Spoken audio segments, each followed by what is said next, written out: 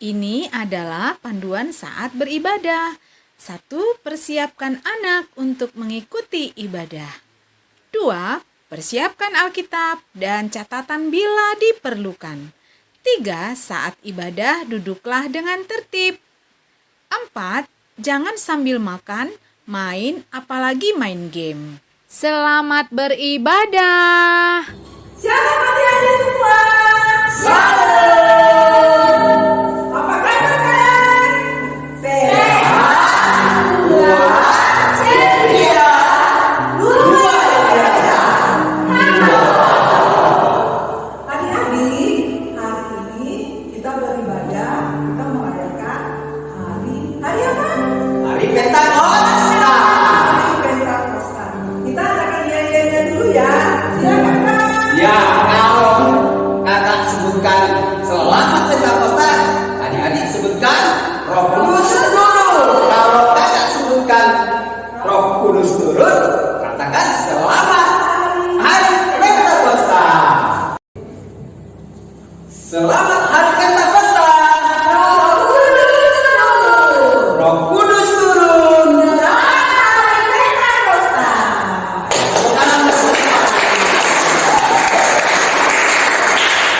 Adik-adik yang manis, sebelum kita memulai ibadah kita, kalian duduk yang manis ya, lipat tangannya, lipat kakinya.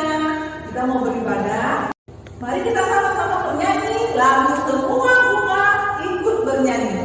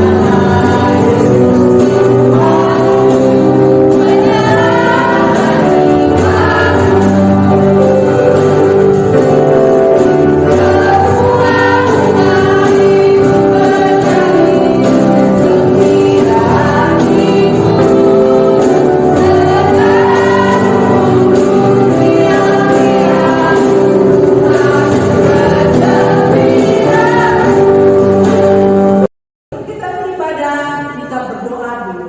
Ayo, lipat tangan ya, kita sama-sama berdoa.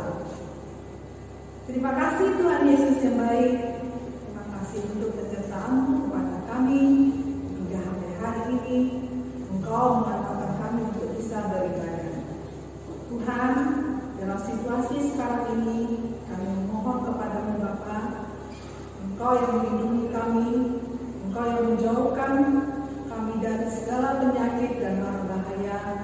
Juga Tuhan, kami mohon Bapa, situasi COVID ini bisa Engkau mengatasinya Tuhan. Engkau bantu kami, Engkau tutup bungkus kami dengan darah kudus-Mu, sehingga kami terlindungi dari penyakit COVID-19. Bapak, sebentar kami akan memulai ibadah kami. Engkau sendirikan telinga kami, Engkau buka hati kami Tuhan, agar kami bisa beribadah, agar kami bisa menyanyikan lagu pujian, berdoa, serta dengar-dengar akan cerita firman Tuhan. Tuhan, biarlah kami anak-anak sekolah minggu Tuhan bisa melakukan firman-Mu sesuai dengan kehendak-Mu. Inilah Tuhan kami anak-anak sekolah minggu yang siap beribadah. Dalam nama Tuhan Yesus kami berdoa. Amin. Nah, adik-adik, sekarang kita mau mendengarkan cerita firman Tuhan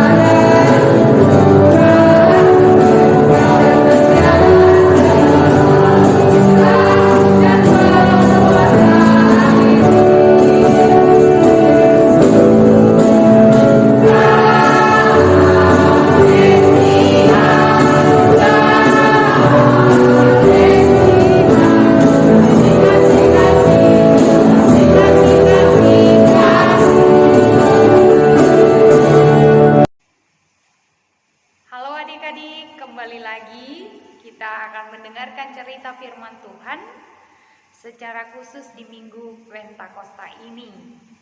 Ya, kita mau dengarkan firman Tuhan, tapi sebelumnya mari kita berdoa terlebih dahulu.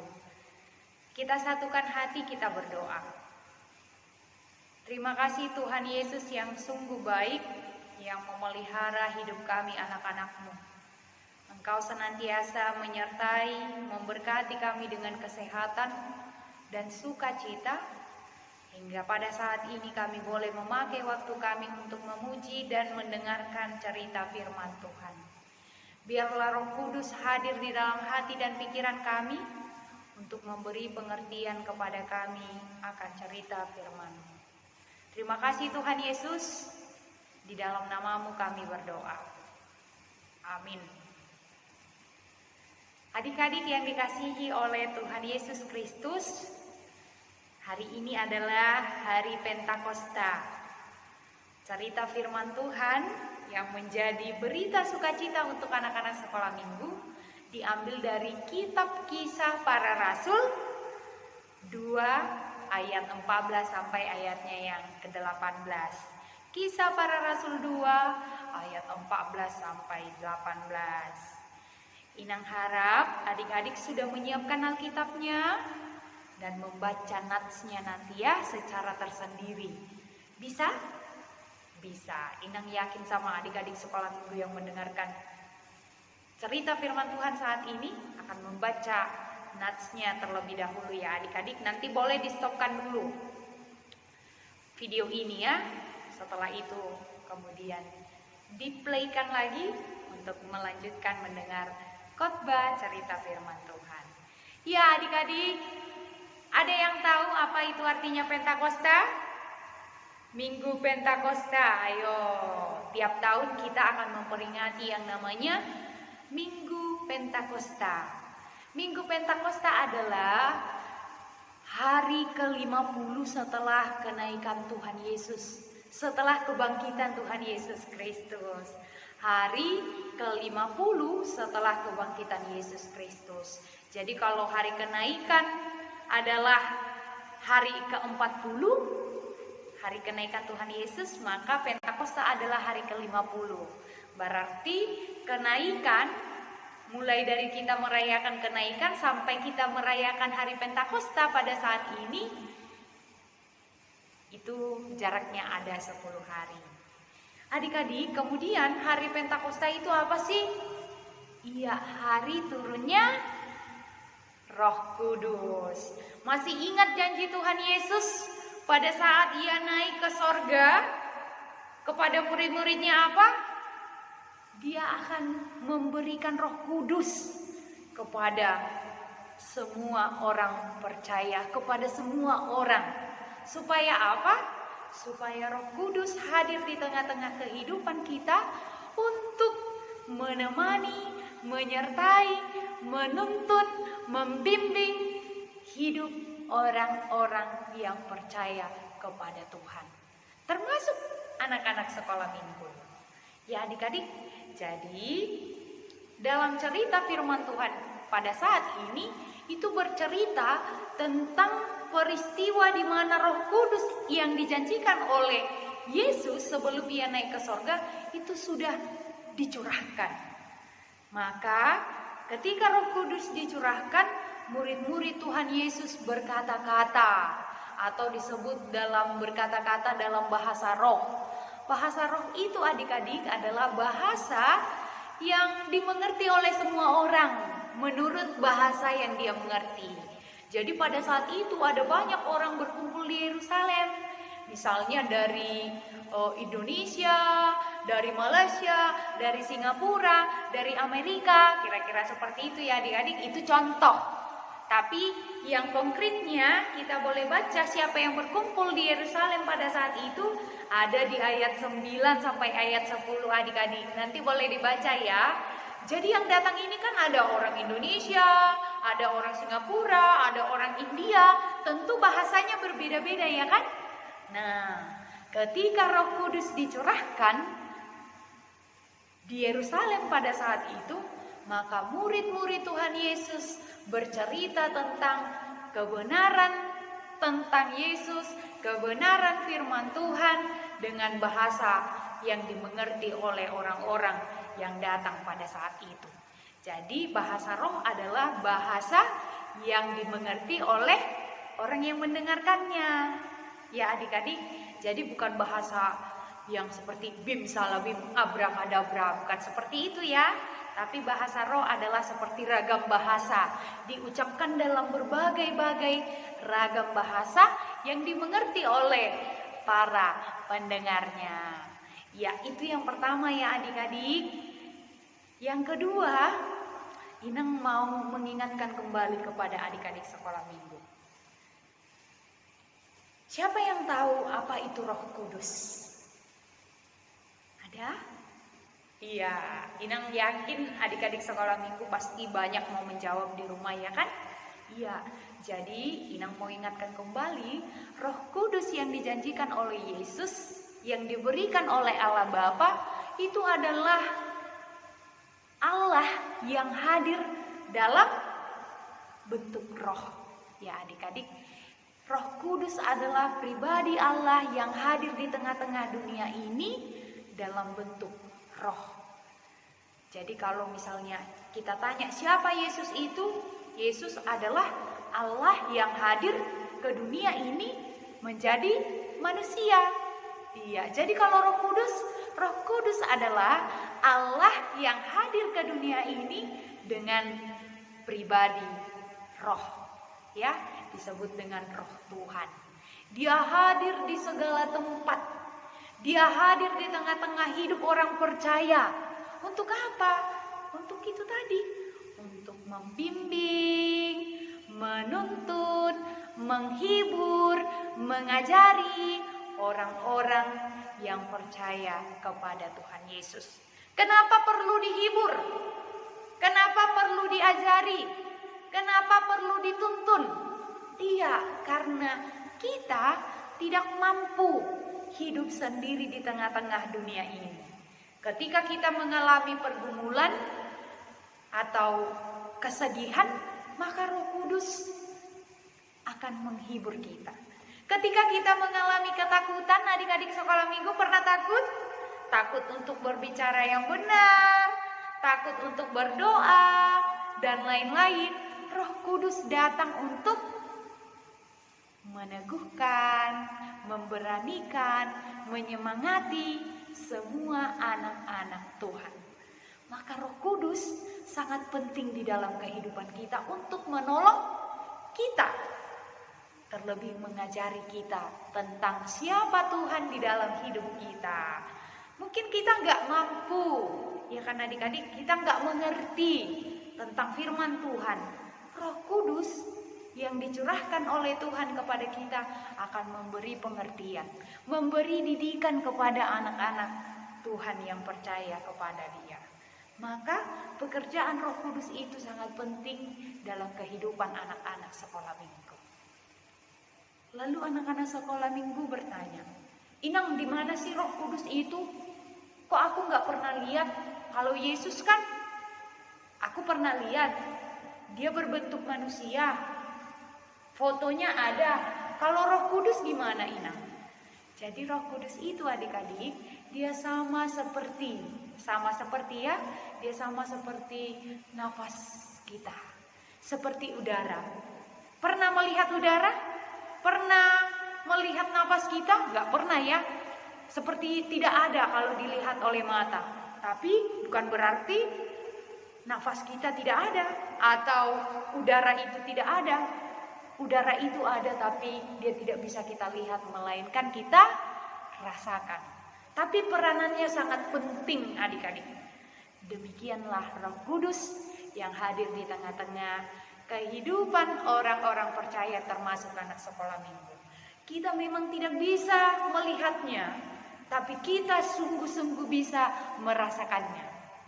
Apa buktinya kalau Roh Kudus hadir di tengah-tengah kehidupan kita? Apa buktinya kalau Roh Kudus hadir di tengah-tengah kehidupan anak-anak sekolah minggu? Iya, coba dibaca Galatia 5 ayat 22 sampai 23. Buah-buah roh adalah kasih, sukacita, damai sejahtera, kemurahan, kebaikan, apalagi kesetiaan, kelemah lembutan, penguasaan diri. Itu adalah bukti dari buah-buah roh. Ketika seseorang bisa hidup dalam kasih, dalam sukacita, dalam damai sejahtera, berdamai dengan sesamanya, itu bukti kalau Roh Kudus hadir di dalam hidup anak-anak sekolah minggu. Tapi kalau pekerjaannya adalah berbohong, takut-takut, suka marah-marah, cemberut, itu bukti Roh Kudus hadir atau enggak? Enggak ya. Tidak kan adik-adik? Bukti Roh Kudus hadir dalam kehidupan kita.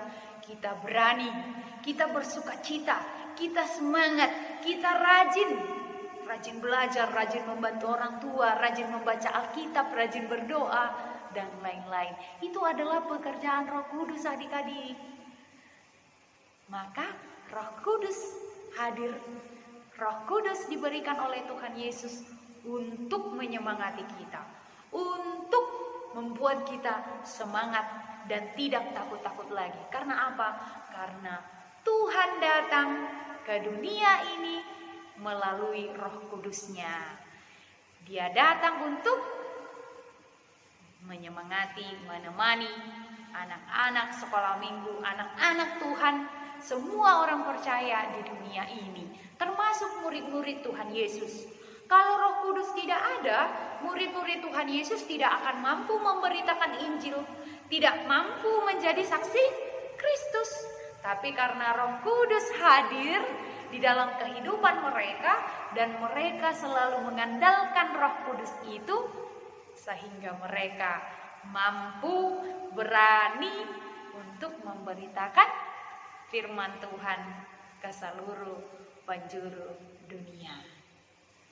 Oleh karena itu adik-adik, mari kita sambut kehadiran Roh Kudus di dalam hidup kita. Mari kita bersyukur bahwa Tuhan selalu hadir di dalam hidup kita melalui Roh Kudus-Nya yang bisa kita rasakan setiap saat, setiap waktu, di dalam hati, di dalam kehidupan kita, yang datang untuk menolong dan menyemangati semua anak-anak Tuhan. Amin, kita berdoa. Terima kasih Tuhan Yesus atas firman-Mu yang telah kami dengarkan, di mana Tuhan mengingatkan kami bahwa Roh Kudus telah dicurahkan bagi kehidupan kami. Allah telah hadir di dalam pribadi Roh Kudus di tengah-tengah dunia ini untuk menyemangati, untuk menemani, untuk membimbing, untuk mengajari kami di dalam kehidupan kami setiap hari. Oleh karena itu Tuhan, ajarlah kami anak-anak-Mu yang kecil ini, yang lemah ini, untuk selalu mengandalkan Roh Kudus dalam kehidupan kami, supaya kami menjadi anak-anak yang berani, supaya kami menjadi anak-anak yang bersukacita, anak-anak yang hidupnya membuahkan buah-buah roh, karena Roh Kudus bekerja di dalam hati dan hidup kami. Terima kasih Tuhan Yesus, kiranya firman-Mu menyemangati hidup kami setiap hari.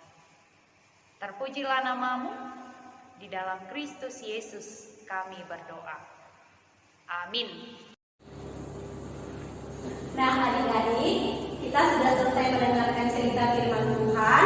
Semoga firman Tuhan boleh berbuah di dalam hati adik-adik.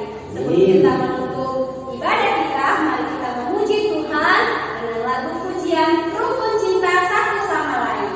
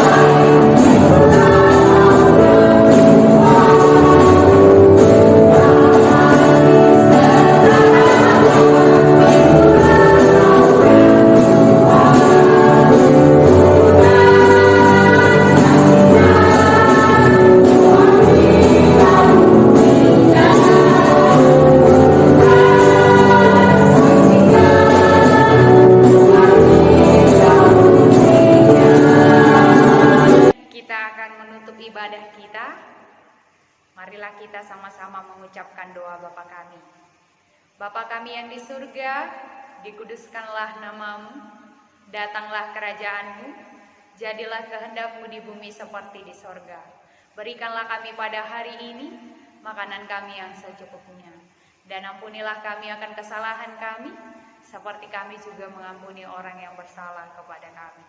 Dan janganlah membawa kami ke dalam pencobaan, tetapi lepaskanlah kami daripada yang jahat.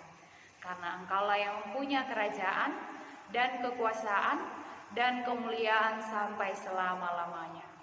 Amin. Kasih karunia Tuhan Yesus Kristus dan damai sejahtera dari Allah Bapa dan persekutuan Roh Kudus memberkati kamu sekalian. Amin. Shalom bagi kita semua. Tetap semangat, Tuhan memberkati. Shalom.